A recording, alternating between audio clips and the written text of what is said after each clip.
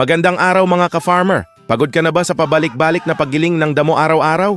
Yung halos isang araw mo, ubos nakaka-chop, tapos ang damo mo, hindi pa pantay tuyo na, at ang mga alaga mo parang nagre-reklamo na rin sa quality ng feeds?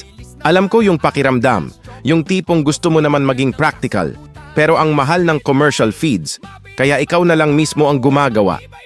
Ang kaso, mano-mano nga lang, kaya bagal ng trabaho at sakit pa sa katawan.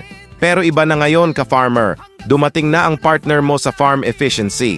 Ang grass chopper with auto feeder, trailer type ng RM Metal Works ang sagot para gawing madali, mabilis at profitable ang feed making mo.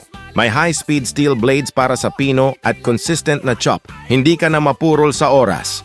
Trailer type body kaya kahit saan mo dalhin, sakahan man o pastulan, ready sa trabaho. At kaya nitong mag-process ng 3,000-3,500 kilos kada oras. Ibig sabihin, buong araw na trabaho, isang oras lang sa makina.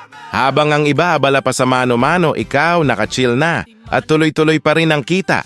Kaya kung gusto mong tipid sa oras, bawas sa gastos at dagdag sa kita, this is your sign to upgrade your farm today.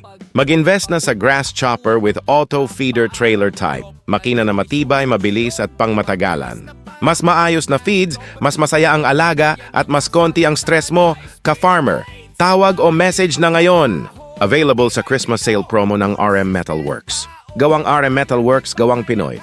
Pag gawang Pinoy, sigurado sa tibay at asenso. Hanggang sa dulo ng farm natin.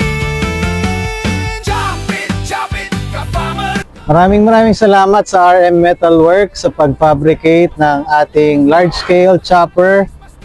Nasa 3.5 tons per hour ang capacity nito. Gagamitin natin sa ating pong corn silage project sa Pangasinan. Maraming salamat.